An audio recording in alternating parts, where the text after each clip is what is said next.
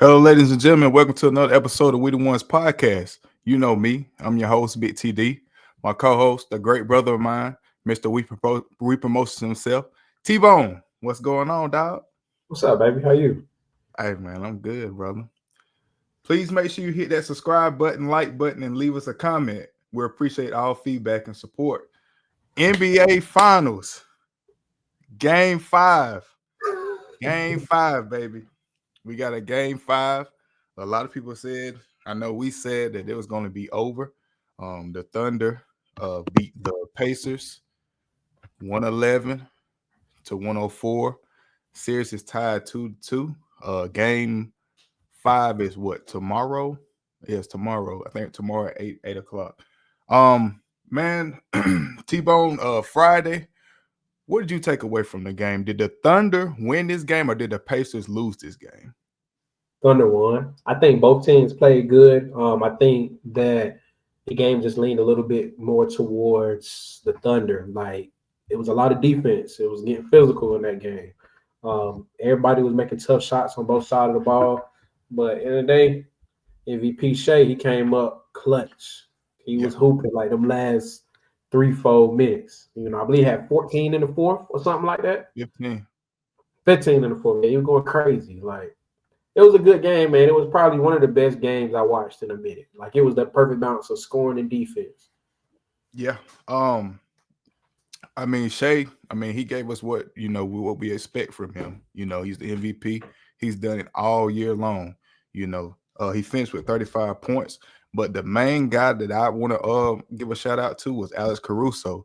Alex Caruso came off the bench with 20 points, man. I think he's the guy that kind of kept them in it.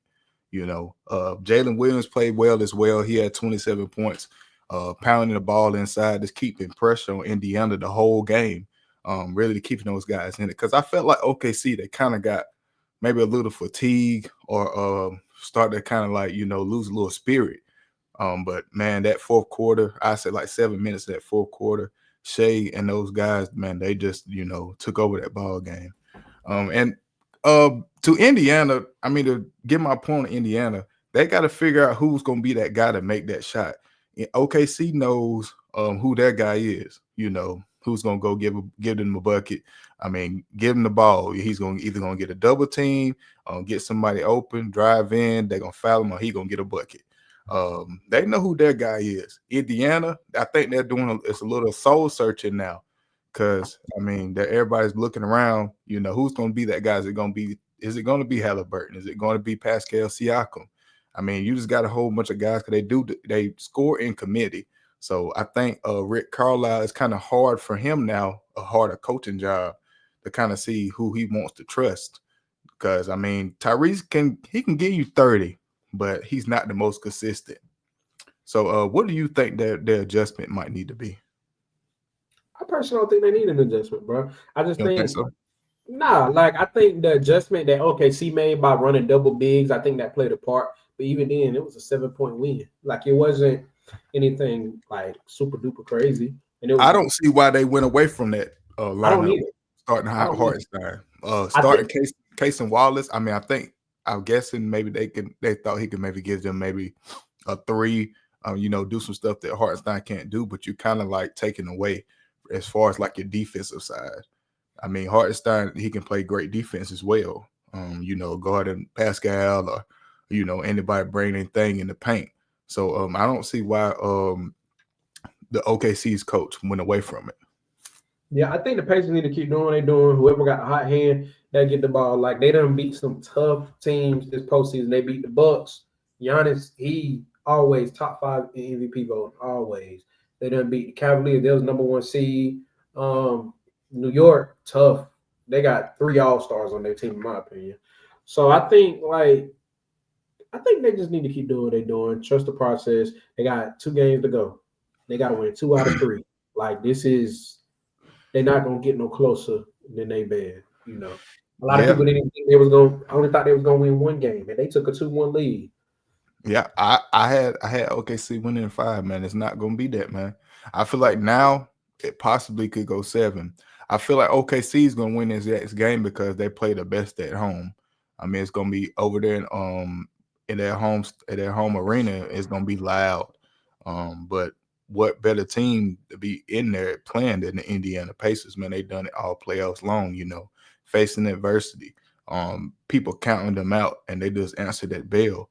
But I'm still going to take OKC for the series. But man, I really didn't expect them to win this game because I was kind of like nervous watching that game. What like the beginning of the fourth quarter, I was like, boy, these boys could not go down 3-1. But and they knew that. They knew that. They knew they couldn't go down 3-1. Going back home, I mean, because they went down 3-1, man. Hey, it wasn't gonna be too good. Yeah, Because I it's feel hard to like beat. Indiana definitely could have closed them out, maybe game 5, game 6. Yeah, it's hard to beat any team 3 times in a row, playoffs or not. Yeah. If this goes to 7 games, you want to do like a live stream for Game 7? It's gonna be on Sunday. Hey, Get a hey, couple guests in. You know what that's I'm saying? all you gotta do is say the word. It's done. I see Let's people, see how the series but pan out. yeah, we definitely can set up something like that for sure. Folks, just stay tuned later on this week, and we'll give y'all more details on that. But I'm still rocking with OKC. I say OKC in 6. I want them to win in 6, but hey, we could get a game 7 for sure. What's your predictions? I was OKC in 6. I'm still OKC in 6. If Pacers win, I'm not gonna complain. Like I don't.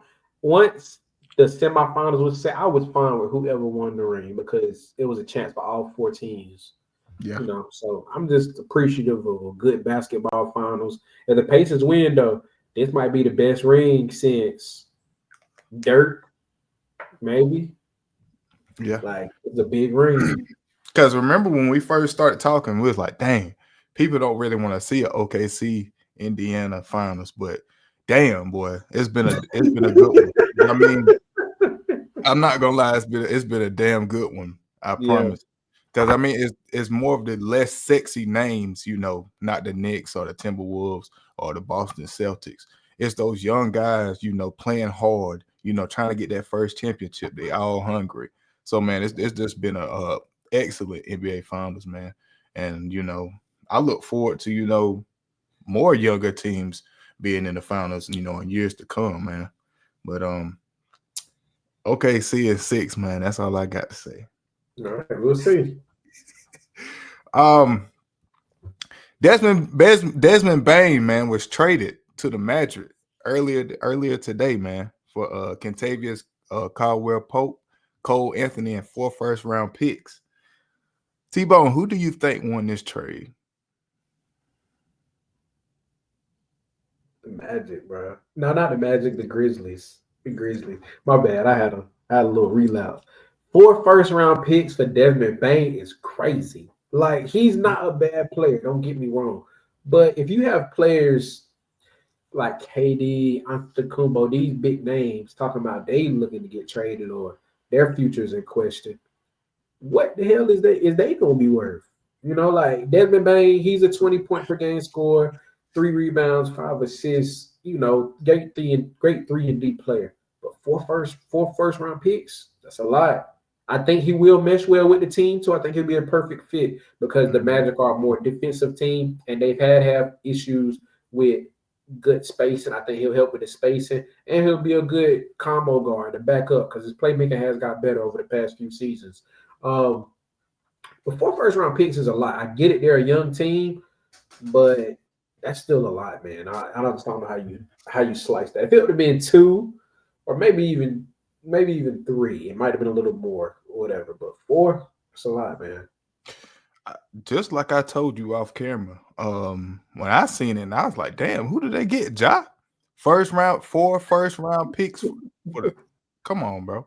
That is a lot for Desmond Bane. Don't get me wrong. I'm not taking. I'm not. It's no disrespect to Desmond Bane. He is a great player. I'm not gonna say great. He's a good player. It's a great fit, like you just said. But I feel like the Magic, the Grizzlies won that trade, man. They definitely won the trade. And for the Magic, you got to kind of look at what happened with the Knicks this year. They added Mikal Bridges. They gave up what they gave up like the same, like 3 or 4 first round picks for him. And look what that does to your bench. You taking Cole Anthony off the bench. You taking KCP off the bench or wherever he was. I think it's in the starting lineup some games. But still, that's taken away from your depth. I mean, of course, you can throw your core guys out there, but that bench matters. Keeping that lead, changing that pace, it definitely matters. So, I do think they got some other guys. They got a couple other guys, to come off the bench, but that's definitely going to show. I mean, they're going to have to figure out, how to replace those role players because role players matter. A lot of people don't really give the role players a lot of credit. Role players definitely matter. But I'm excited to see Desmond Bane with the Magic, man, over there with my boy Paulo. Paulo's one of my favorite young players in the game right now. Yeah, and I think too, with this move, that the Magic they feel like they are in contention. And I don't think they're too far off. Like we've seen the method with the Celtics. Play good defense, have 2 good wings, be able to shoot the 3 ball. I think the Magic are trying to get to that point because Desmond Bane will come in and be their best shooter. He's a better shooter than KCP. Yeah, for sure. Paulo, his shooting is getting better. Wagner, his shooting is getting better. Wendell Carter can shoot the 3 at a serviceable rate at the 5. Jalen Suggs, he's developing to a better 3-point shooter as well. But even if he's a point guard, like the point guard shouldn't be a primary 3-point shooter or your best 3-point shooter, in my opinion, unless his name is Steph. But I just think like they are kind of win now mode, and all these guys are young.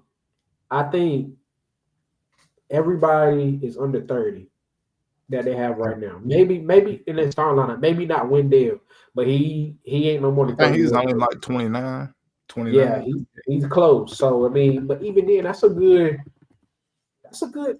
mix. If Paulo can develop into this all-star that we think he is going to be, or this all NBA type of player, this is a perfect team. Perfect team. And it kind of makes me question the value of first round picks nowadays. Like, is the first round pick as valuable as we think it is as fans and people who watch the sport, or is it team dependent? Like a contending team, do they think a first round pick is as important as a second round pick, or not as important if they have the right team, or they feel like they're a piece away? So we'll have to see, man. Like I do think there'll be. I've been big on the Magic for the past couple of years anyway. I do think once they chemistry mesh after those first 15, 20, 25 games, barring any injury, I do think they'll be a top 4 seed in the East. And they can make something shake if they got home court advantage for the first round. Yeah, like you said, talking about the first round picks. The NBA to me doesn't develop young, like the whole NBA doesn't really develop young players like the NFL would. If a team is giving up, say this scenario, um, who can I give an example for? Um, George, say all right, George Pickens. We gave up 4 first round picks for George Pickens. That would be insane, right? Because I feel like in NBA the talent is not as big as it would be in the NFL, and that's why I feel like these first round picks are just flying off the shelf, just like like crazy. Because man, that's still your future. You don't want to get it away, but I guess the Magic are in a win now mode. So I mean, I see it, but I mean, I definitely feel your point and the value of first round picks in the NBA. They definitely don't value in the same way they do in football for sure. Right. Um man, I'm excited to see it, man. Orlando Magic, man. Yes, sir. Um let's see what we got.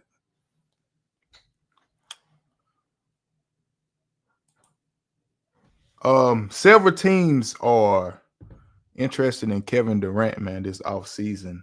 You got the Spurs, the Rockets, and the Minnesota Timberwolves. Man, where do you see KD landing? Let me Can you rephrase that question for me? Where do I think he's gonna go, or where do I want him to go? Where do you see him going? Several teams are interested in him. They got both mutual interest. I think Um, he goes. I think logically he goes to Houston. I Houston, mean, they have Houston has 3 of the Suns' first round picks. That makes sense. The Sun wanting to get younger without sacrificing a whole lot. Like Houston has those pieces, whether it's Jabari Smith, Jalen Green. I doubt it'd be Sangoon just because they have to have that big man, unless they move Jabari down. I don't know. So I think that's where he'll go. Where I want to see him go, I want to see him win. I want to see him play on the Timberwolves. Like yeah, I think it's possible too for that to happen. But they got a lot of salaries that they got to figure out what they got to do. There's going to have to be at least 2 guys. It's going to be Rudy. It's going to be between Rudy, Jaden McDaniels, Nas Reed, Nikhil Alexander Walker. Like 2 of those guys got to go off the yeah, jump. And I think like KD and Ant, that would be must see TV. I think they play well with each other. Well, I know they play well with each other. I seen how they was doing in USA over the summer last year. yeah, They were ice on. Hey, it's your turn. It's your turn. So, and plus, Ant has mentioned plenty of times like KD was always his favorite player. I yeah. think I it'll was just be about to say a that. great fit. I think it'll be a great fit. But I mean, Houston would be a good fit too. It just depends what they would have to give up. Yeah.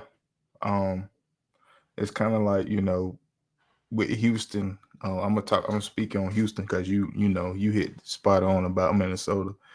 Houston, who do you move? Do you move Jalen Green? Um, I After feel this like Jalen Green gotta go. yeah, I feel like you want to keep guys like Aman Thompson, Shangoon, Van Fleet. Those 3 core guys, I feel like you should hold on to them if you're gonna bring somebody in there like KD. I feel like Shangoon got to stay. He has to. Because I mean, what he brings to the table, he's almost like a baby Joker, if you ask me, like his play style. But I don't know, man. I don't know what that package would look like. I feel like you got to package maybe Jalen Green in there, some first round picks, maybe another guy off the bench. Maybe that'll get the ball rolling. But we'll see. The I think least The least destination I would say was San Antonio just because of what they already have. They got yeah, Wemby and De'Aaron Fox. They got Devin Vassell. Do you want to really move those young guys without giving them a whole season with all the acquisitions you had made last year? Giving them a whole season, playing with each other. I feel like that's what the Spurs need, a whole full season with Wemby being healthy, having De'Aaron Fox in that fold, those other young guys, and just see like where they are. right. I think that would be kind of messing up that young core. Like you want Wimby to be the one on that team, the number 1 option. If KD come in, it's questions like who gonna take the last shot, who gonna be handling the rock when the game Yeah. get close. Like, and as a young player, you don't want to kill that. You don't want to kill that momentum that he's had. I think he's a freak of nature. Hopefully he stay healthy long enough and he can prove that. But I think with the Rockets, I think they understand like, okay, KD gonna be the one. He gonna be the number 1 option.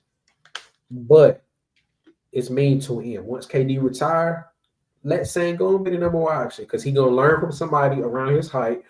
He might take a little piece of his skill set. Like you said, he has a very similar game to Jokic almost. But if he can take what he already has and learn some things from KD too, we might be looking at them another good fair skinned brother, like in the Luka and Nikola Jokic conversation, because he's so young. Like Yeah. that's a real legit possibility. I think Jabari and Jalen Green are your 2 people that have to go. Send some first round picks. Like, yeah, y'all were number 2 in the Western Conference. Y'all can be number 2 in the Western Conference with KD too. Yeah. And he'll give you playoff experience. He'll teach you how to win. He done did it twice. Yeah, and he's gonna take over when you need him to. And I think with the Rockets too, a lot of their wins came from full court, transition, stuff like that. In the half court, buns. Like that's what hurt them in the playoffs. Golden State kept them in the half court. When they kept them in the half court, Houston was easy to beat. I ain't gonna say easy to beat, but it minimized their effectiveness as a team. They don't have that half court option. And KD, one of the best one-on-one players ever. Like, who's better in the half court that's playing down in KD? Maybe Kyrie. That's it. Yeah, absolutely. Um, man, I don't know, man. Could this be KD's what fourth team? Yeah, because Yeah. OKC, Golden State, Brooklyn. This be his fifth team. Yeah. His fifth team. KD's what 37. So I'm sure he wants to be set up. To give himself another chance to win a championship. And I feel like Houston is probably his best bet, man. Because they got that ready team. They got a great coach in Yume Udoka. What they got over there, man, I feel like that's the best destination for him. I would love to see him with Ant, man. I would love to see it with Ant, but I mean, if you get him there, you're gonna have to empty the clip to get him there. You're gonna have a lot of missing pieces. You're not gonna have that Nas Reed coming off the bench. You're not gonna have DiVincenzo. Um, I mean, I don't know if you have to throw Julius Randle in there too? Do you keep Julius Randle? Can you have all that on one team? I'm not really sure. But I don't know, man. I feel like hit a move for KD is coming real soon because I'm hearing a lot of smoke about it. But we'll see. We'll definitely see. The NHL Stanley Cup Finals is heating up, man. The Panthers versus the Oilers. Florida is leading 3-2. The next game is Tuesday. I think I had watched like the other game where Edmonton won. They went to overtime. Yep. Shout out my boy Connor McDavid, man. That was a good game. The truth. That was a good game. Yeah, but man, I mean Florida, like I said, they got a lot of experienced guys over there. Connor McDavid is more of the vet over there on the Oilers roster. They got some other guys. I think they got I think his name is like Kane or something like that. They got some guys over there as well, but Florida, they got, a bench full of guys, coming in. Really, man, I'm still gonna rock with Edmonton because I'm a huge Connor McDavid fan. But we're gonna see because where is the next game? I think is it in Florida? Yep. I said Florida in 6, man. I said Panthers in 6. It's looking pretty good. Yeah, man. I really do think Edmonton, is going to play really hard. I think you kind of have to get those guys that's been doing it for you all year. They gotta have at least 4 SOGs, shots on goal. At least you gotta have you gotta at least give yourself a chance. I feel like McDavid, he gonna have like 5 because he don't want to go home. It's the Stanley Cup. So it's gonna be a real competitive game. I feel like they're gonna come out with more because last game they didn't, they just couldn't get it right. Florida was just, they were just a better team last game. But what's your take on this series? Man, this series is really giving me Cleveland and Golden State vibes. Like both of these teams played each other in the finals last year, with the Panthers winning. I think the Panthers are the better team, similar to how I thought the Warriors were the better team. But I do think the Oilers have the better player and Connor McDavid, aka LeBron. Like this is a similar thing matching up. And honestly, I wouldn't be surprised if these two teams can find their way back within the next year or two. I said Panthers in 6. I'm sticking to it. And I've been liking to watch hockey a little lately. I really don't understand all the nicks and the knacks of it. I'm not about to say it like I do, but I understand enough when they fighting, when they hitting each other against the wall, when they slapping each other with sticks. I understand enough to stay interested. Yeah. Hockey is a tough sport, man. I feel like those guys, those guys could, if they didn't play hockey, they could probably play football because it's a very, very physical sport. Of course, football is probably the most physical sport there is, as far as other than like boxing and stuff like that. But hockey is a very, very. It takes a lot of grit for hockey. So I mean, this game, I feel like this game 6 is going to be it's going to possibly get chippy because those guys don't want to go home, man. They just played. Didn't Edmonton win last year or Florida won last year? Florida won last year. Florida won last year. Yeah, they don't want these guys to beat them again and send them home again. You know, Mm-hmm. They can play so it like it. I expect a big game from those guys. Evander Kane, Connor McDavid. What's this guy right here? Evan Bouchard. Those guys like that. They gotta step up. You know, they gotta step up and do a little bit more. Help out McDavid because he's gonna give you what you're looking for. To try to get you over that hump. At least force this game 7. But I don't know, man. I'm definitely gonna tune in. Like you said, I really don't. I don't. Sometimes I don't understand all the little nicks and knacks in hockey, but I like to watch it because it's such a gritty sport, and I love it. So I love to watch like a physical sport like that. So I'm still rocking with Edmonton, man. Edmonton is 7 All right, we'll see. for sure. All right, man. We're gonna transition over, and we're gonna talk about the ladies. What WNBA teams are the biggest threat to the Lynx and the Liberty? The Lynx just lost their first game against the Seattle Storm.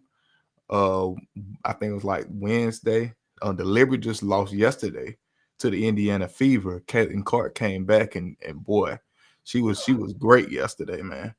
Um, I'm gonna say hell, the teams that beat them. You know, I mean, let's be honest. I mean, don't get me wrong. I feel like all the teams are competitive. Another team that I think that's real competitive. Um, don't sleep on the Valkyries. The Valkyries, they just won yesterday. Who did they beat? The Ah, storm. The storm. yeah, they just beat the Storm yesterday. I mean, the Valkyries, they are very, very, very. They're a new team, but they're very, very, very scrappy. They're gonna play. You know, they're gonna play hard. But I mean, if I say like the biggest threat, I say like the Seattle Storm, the Indiana Fever. You got the Phoenix Mercury. I feel like the Aces they're not playing to their potential. I'm not sure like what's going on. I think AJ Wilson has like a head injury or something like that. So they're not looking the best this year. So but I mean, they could turn things up. They got one of the best players over there. So who do you think their biggest threat is? The Fever by far. Um, I mean, they just beat them, and when they're playing, they're playing. They can put up 100 points a game on their good days. Like Caitlin Clark, she came back first game back from an injury, and most players they come back from the first game, they got to ease into it. Boy, she Maybe they came get back back to their, fire. yeah, maybe they get back to their regular stuff about 3-4 games in. She came out looking like, well, nothing wrong with her. Like she took an Adderall and adrenaline shot that he got in the game. Like she was going crazy, but she was locked in. And I think too, with her being the new face of the league, that works in her favor. Like everything just makes sense for the Fever to really challenge the Lynx of Liberty in the postseason. Because let's be honest, all these teams are going to make it to the postseason. I would like to see how the Mercury fare when Copper gets back. That's my team that I'm thinking like they gonna steal a lot of people visions. Like they gonna hurt a lot of parlays this year. They gonna hurt a lot of people hearts. Like the Mercury are very very good and very underrated. But those are my two teams. The Mercury, just as a team as a unit, they're good. Even playing without their best player, they're still fourth, fifth in the standings. And the Fever, like now they got Kate Cart back. Yeah, GG's. um, man, I love the Fever. I'm a big fan of Caitlin Clark as well. She and it's crazy because when we talk about those, I think she had what she had a calf strain or something like that. Yeah, them tissue injury. Those soft tissue injuries, we talk about those a lot. those injuries to me, those are like, the tougher ones to come from. But when I seen her yesterday, how she was balling, bruh, I was just like, damn, like it was crazy. Like this part, like when she came back, this part like one of her best games she had this season already. Right. Yeah, against one of the better teams. I mean, of course they didn't have they missing Jonquel Jones right now. Uh, she's a big part of their team as far as like defending in the paint, um, getting rebounds, inside score and all that stuff. But Sabrina and Brianna Stewart, they are stars as well. So I mean, you got to kind of tip the hat to the Fever yesterday, man. They beat a great team. As far as the Lynx, um, I mean they got the MVP I think this year. In Nafisa Collier, she is going to be, you know, she's going to be that piece and that player that you need to get over that hump. I think they could possibly more than likely make it back to the championship because I mean they didn't really play the best I think last year because they lost to New York last year, right? Game 5, they lost in the final game of the season. Yeah, so I feel like they're gonna play with a lot more fire when it comes playoffs times. Cause like, damn, we was right here. We almost, we was right here. That's scratching the surface. I feel like a lot of one person on their team that doesn't get like the credit is Caleb McBride. Caleb McBride, she's got a scrap on her, man. She can shoot. She can rebound a little bit. They just got their whole team. They have a lot of size. The Minnesota Lynx. So skill size. yeah, but yeah, man. They just need to watch out for them Indiana Fever, man. Indiana Fever, the Seattle Storm. Seattle Storm is not no slouches either. I mean, a lot of people say, you know, Minnesota just slipped up. Nah, Seattle Storm is no slouches. They got Skylar Diggins. They got Nemeko Ogumake. They got some pieces over there too. So that's why I love the NBA. Very competitive. You said who? Never mind. I was saying Joe Lloyd, but she just left. I forgot. Yeah. She's in Las Vegas. She should have stayed her ass in Seattle because she's not looking too good over there. She played okay a couple nights ago, but I mean I think she should have stayed with Seattle. But yeah. Hey, bro, give me like 1 second real quick. I gotta handle this. Okay.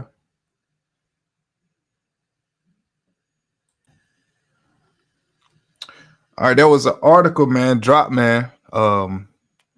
Gave us some NFL offseason power rankings. I'm gonna go ahead and read off the top 10. Number 1, Kansas City Chiefs.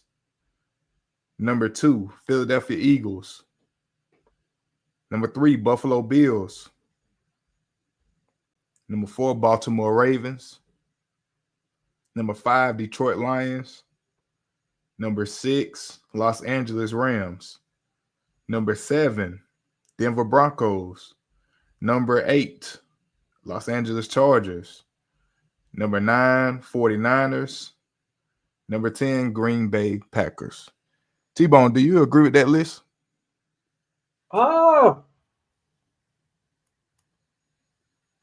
Did you?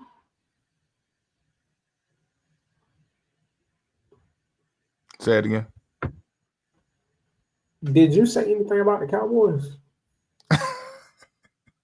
They got us in like the bottom 10 here. I don't know who made this. They got us in like the bottom. We are, what did it say? We are 19th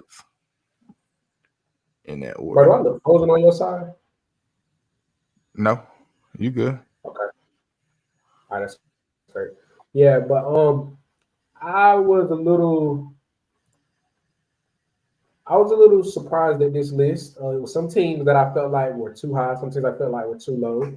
Like just from the top 10, the the the Chargers. I don't think they're a top 10 team.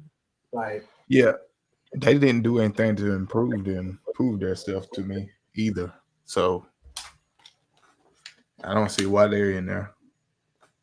yeah, the Chargers was surprising to me. The Rams was also surprising. Like, yeah, they're good, but their quarterback Matthew Stafford, he's old. Like, I'm not gonna say he's old, but he's aging. Um, and they got to figure out what they're gonna do with Cooper Cup too. He he went to Seattle. Well, my bad. What they're gonna do without Cooper Cup? Like, Devontae Adams and Cooper Cup, they're both good players, but they're not the same players. So they're making a whole new system.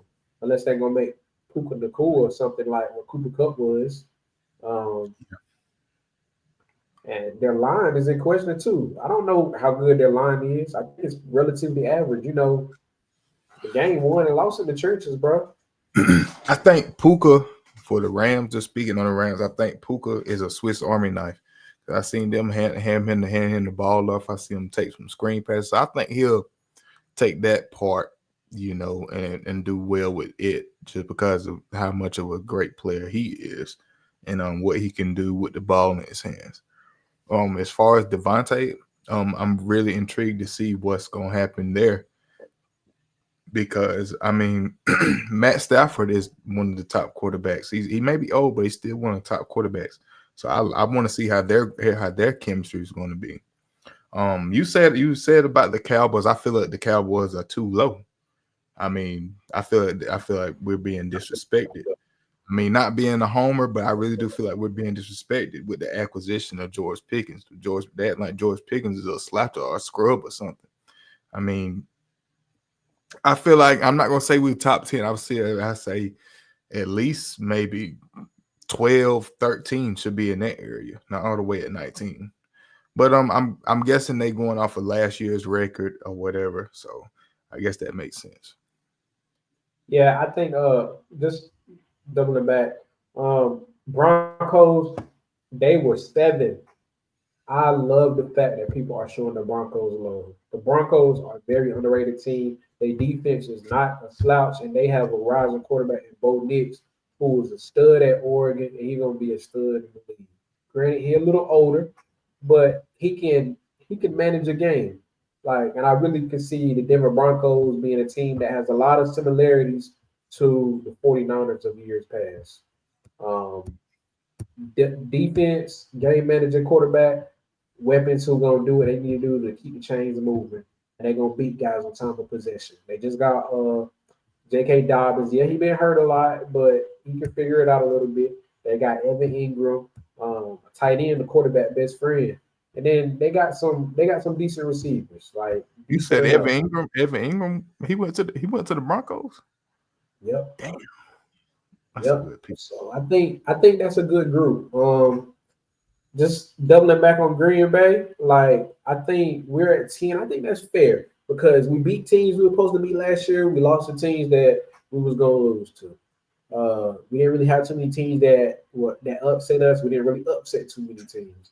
Um, I think 10 is fair for us, and I think we got room to show why we can be higher than 10. Yeah.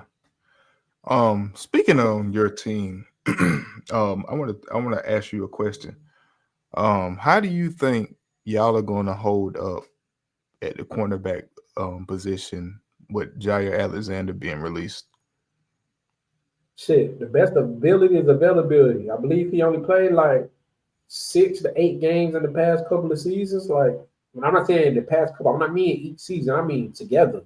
Like, he been out more than he been in a lot.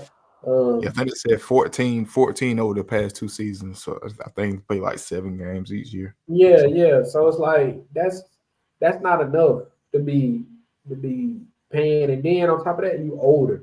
Like, your athleticism slows down as you get older. That's just human nature, bro. You see it all the time. Offensive guys, they make their money later in their career because they get smarter, they understand the game. Defensive guys, they at their best usually early in their career. Just because they have that athleticism, that youth to make up for a lot of gaps. And they prime is both met in the same, once the athleticism start fading, you don't really see guys who are 35 plus starting on defense. But you can see 35-year-old players starting on offense all the time. Yeah. But I'm saying all that to say, I think we'll be fine. I think Jordan Love will have to be a little bit more consistent because that's one less piece that's gonna help us out on defense. But we got some guys I feel like can hold their ground though.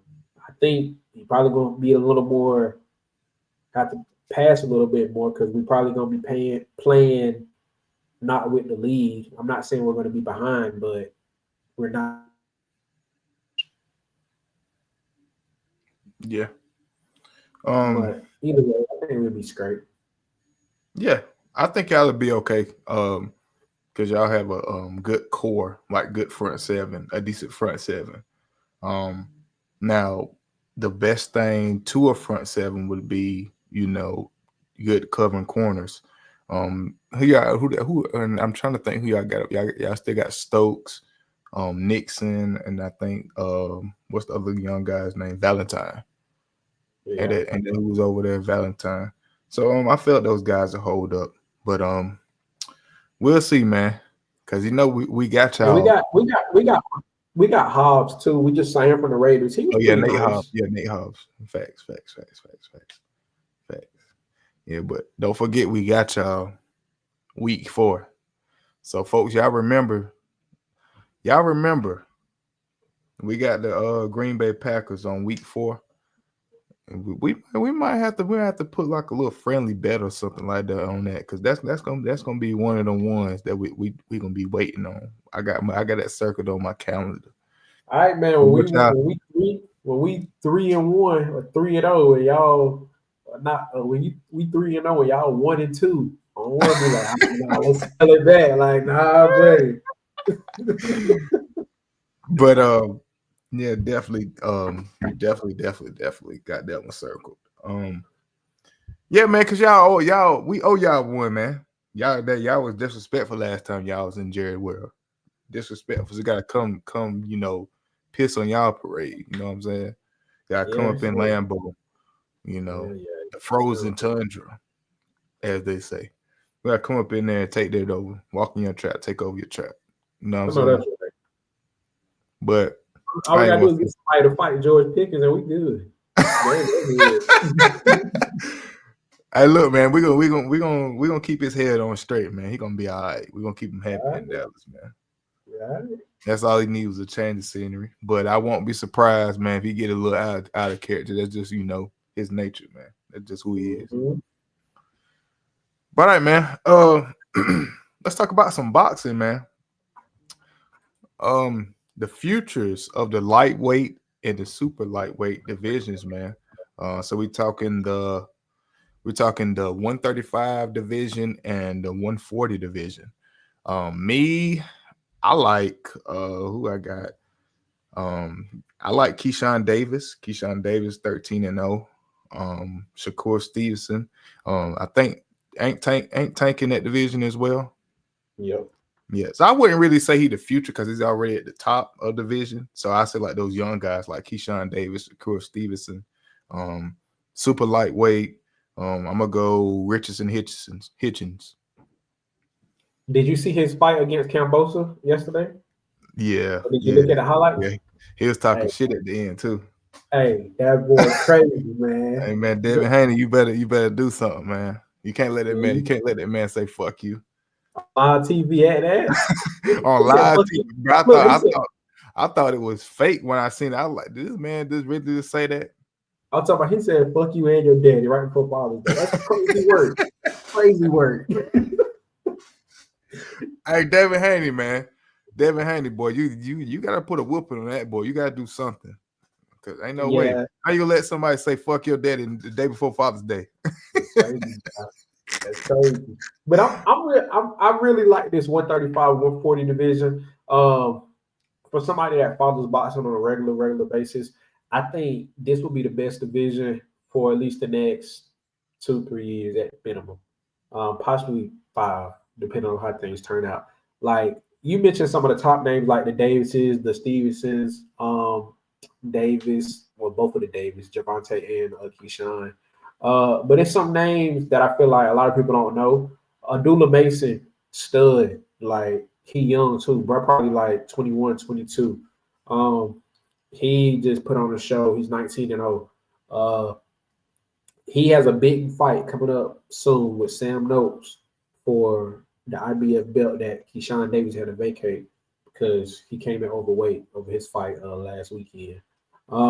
So I think and Sam Noakes is no scrub either. He's 17-0, but he fight out of UK, so he's more known over there. Yeah. So I is mean, it's more of a is it a competition difference over there? let's all Could be competition, more of just like different. a weaker competition. No, I wouldn't say weaker. I would just say different styles. You know, styles Okay. make fights though. So anybody can get beat by anybody on the right day. And then you got your guys like your real young guys. Andy Cruz. Andy Cruz, he's not young age-wise. I believe he's 28, 29. He's 6-0, but he's a killer 6-0. Like, he's very, very legit. A lot of people know Andy Cruz because he beat Keyshawn Davis 3 times in the Olympics and the amateurs. So I think he's somebody to watch out for. I think Kid Austin is pretty decent, or Floyd Schofield. But I think his daddy hold him back. Like, his daddy is way too involved, and that's a recipe for failure. He was supposed to fight Shakir, but they had to back out of that. Like, you said his dad too involved. yeah. Oh Like, man, his is Achilles heel, unfortunately. yeah. So And then he LeVar Ball of the boxing. shit, LeVar did a good job, in my opinion. I don't think he's doing that good of a job. Yeah. But I really want to see. I mean, I know we're not talking about this fight. I mean, their division. I'm really excited to see Canelo versus Bud, man, in September. That's gonna Yeah. be a killer fight, man. It's gonna be one of them ones. I feel it's gonna be the top fight of this year. I'm excited to see that as well. Even though we're not talking about their division. When is Keyshawn Davis next fight? Do he got another fight scheduled, or what they're gonna do? He don't have another fight scheduled as of now, and I mean, I can't blame him, bro. Based off the stuff that went off at that show, he not making weight, then they jumping the dude who beat his brother in the back, like all kind of Yeah, I wild shit. seen that all that stuff happening in the background. He left his baby in the stroller and all. Yeah, like, bro, his stamina went down so much. Like, he still got the skill. Don't get me wrong, you don't lose skill overnight, but this shit was crazy, man. End of the day, at the top of any business, especially when you're talking about a lot of dollars, it's some politics and some rules and regulations you have to follow. And he kind of violated a lot. Him and his crew and his family violated a lot of boxing etiquette. And getting paid by Top Rank, who is arguably the best promotion in the world. Crazy. Yeah. Crazy. Yeah, man. Yeah, it's gonna be. I really want to see, like, how he bounces back from that, because I mean, like you said, it kind of like decreased his value. But hey, stuff happens, man. I mean, sometimes your emotions get the best of you, and you just react, man. I mean, we all human at the end of the day. So Yeah, for I sure. mean, And I I'm think, sure. I think too, it's a guy named Matiz, Sabril Matiz. He done killed a brother in the ring. Like, when I say killed him, I mean like he died shortly after the fight. He's pretty nice too. He fights, I believe, weekend after next. Okay. So it's just, it's a lot of action in that 135, 140 division. Like, guys better watch out. And on top of that, you got other champions like Gary Russell. Yeah, it's about to get real nice. I'm really following this 135, 140 division, coach. Yeah. All right. That wraps up this episode of We the Ones podcast. We appreciate you guys for tuning in. Please, ma'am, please, sir, hit that subscribe button, like button, and leave us a comment. We appreciate all the love and support. T-Bone, you got any final comments? I'm good, man. I appreciate the time. Yes, sir. All right, guys. We'll see y'all next weekend. We gone.